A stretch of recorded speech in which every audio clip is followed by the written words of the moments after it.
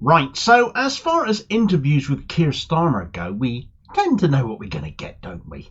We know it'll be his dad was a toolmaker. We'll know it's a case of his mum was a nurse. We know it'll be I was Director of Public Prosecutions. We know it'll be Labour's a changed party under my leadership. We know it'll be my wife works in the NHS. We know them all by now. It's the same soundbites over and over as he mixes and matches these tedious rote responses he's learned to virtually any question he gets asked, because you can't answer a straight question with a straight answer. However, by now you'd have thought an interview with Nick Ferrari on LBC would be one to avoid if your name was Keir Starmer, because he does seem to come unstuck when he goes on his show. Probably the most infamous and damning interview Starmer has ever given was to Ferrari when he, of course, told the nation, in light of October 7th, though of course has denied it ever since, that Israel had the right to withdraw food and power from Gaza.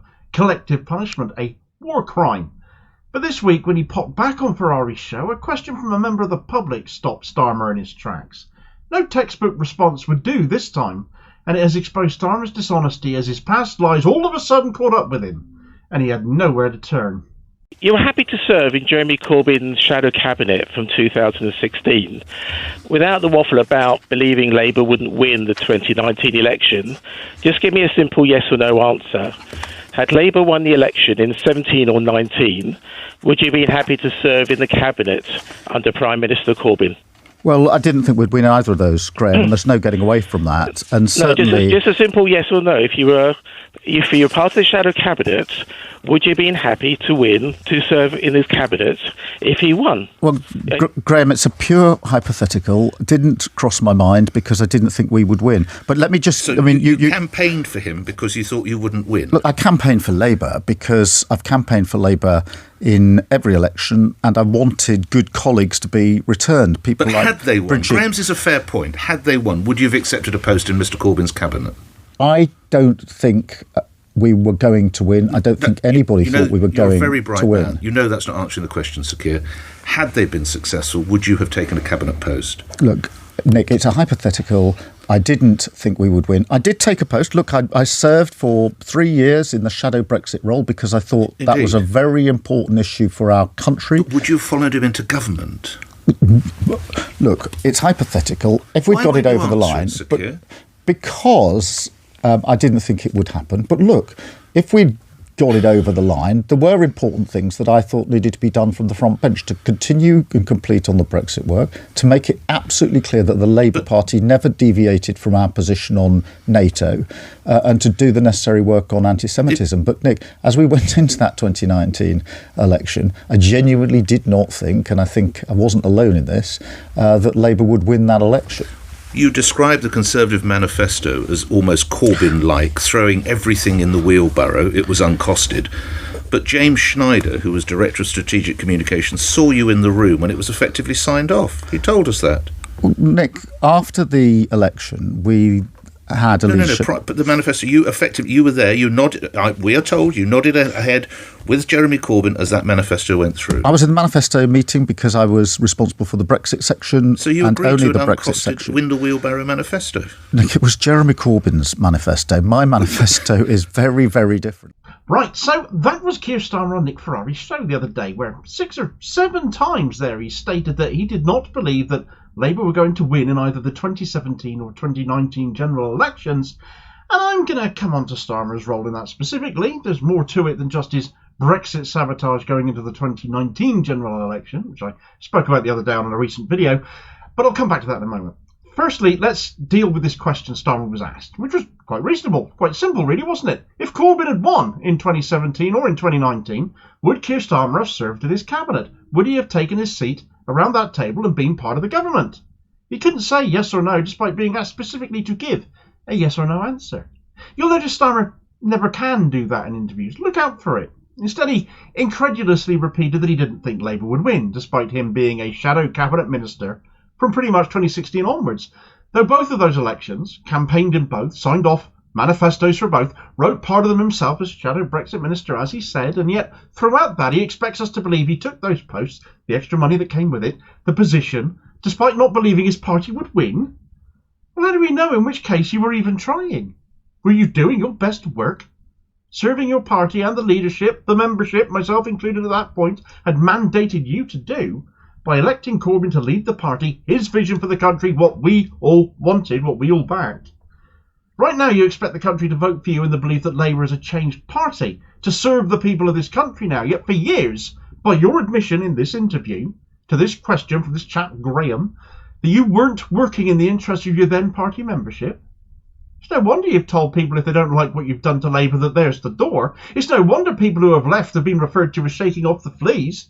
And you still want their vote and think you can get it? Stroll on. Starmer's conduct, therefore, can be seen in reality to have been completely self-serving, in which case, surely. Starmer's belief that Corbyn couldn't win in 2017 must have come as a shock to him, and Labour actually ended up increasing the number of seats they had for the first time since 1997. 20 years of losing seats in subsequent elections finally ended, all despite the sabotage going on behind the scenes at Labour HQ, where funding was misappropriated to shore up favoured MPs, right-wingers, and if that funding had been sunk into winning new seats as it was supposed to be, Labour might well have won. It's been the belief of many members of the Labour Party from that period that those who abused the party finances for their own political agendas inflicted the Tories on us thereafter.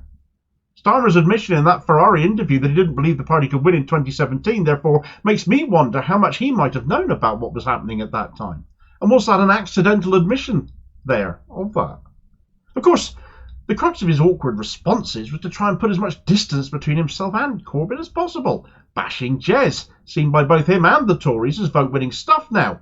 But actually, in his case, having served in Corbyn's shadow cabinet for as long as he had, just makes him look all the more dishonest and all the more untrustworthy, which is, in my view, exactly how people should perceive Keir Starmer. The man lies like a rug, he cannot be trusted, and his conduct while serving Corbyn ostensibly highlights that. And this question just shone a spotlight on Starmer's conduct during that entire period. He served for 4 years in Corbyn's shadow cabinet and yet tells us he didn't think they'd win an election. It was all about helping good colleagues. Oh, he's seen what he thinks bad colleagues must be in his factional purging of so many left-wing candidates and indeed MPs as well, using boundary changes to rid himself of even more. So was he part of the plot to stop Corbyn from within, in which case? Well, there was his People's Vote Brexit move at the 2018 Labour Party conference, of course, which detonated Corbyn's Brexit position, handed the 2019 general election to Boris Johnson on a plate. Starmer easily seen as the chief saboteur there. It was his brief, after all. Since then, of course, he's gone on to say he wants to make Brexit work. So did he ever believe in a people's vote at all, or was it just another example of his dishonesty to forward his own right-wing ends? Well, there's something else that happened between that Labour conference in the autumn of 2018 and the 2019 general election, which took place that December. 6 months before the election, it turns out that Starmer was already setting up his own leadership team, with the aim of that at that point of convincing the Labour membership to back Starmer in a future leadership race, should Labour lose the upcoming election, which of course they did, which Starmer says he expected. Starmer in no small part, of course, having dealt the damage already. Corbyn going along with it reluctantly. I and many others have been very critical of this. Starmer should have been sacked, in my view, for what he did.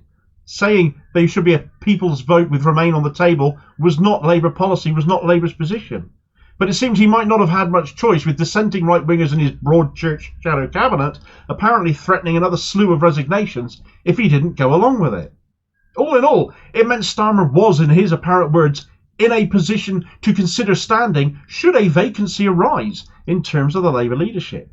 He'd brought in at this point his current top advisor, Morgan McSweeney, who had analysed the membership, apparently, where Starmer could legitimately be seen as a good choice based on where the membership was on various issues, as well as which issues to avoid where Starmer couldn't get any winning ground on, in order to sell Starmer, to maximise that sales pitch to the wider membership, and of course it ended up working, didn't it?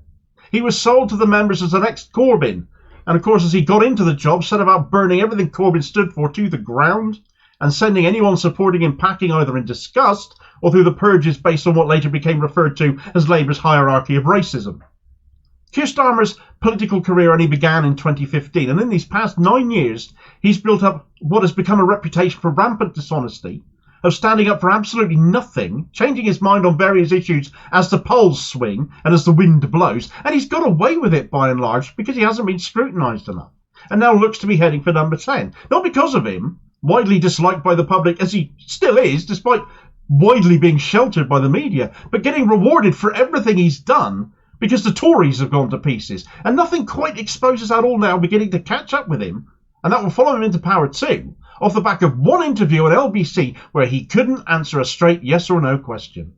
He's going to get into power. Do yourself a favour and don't lament being one of the people fooled into backing him. Back someone else this election instead. Someone involved in Labour during this time who was absolutely taking their vote elsewhere, as I think you should too now, is Corbyn's General Secretary from that time, Jenny Formby. She who had to deal with the mess left by right-wingers sabotaging Corbyn's administration from within. She's announced she's voting for the Green Party instead. Well, I wholly support that, but then I'm biased.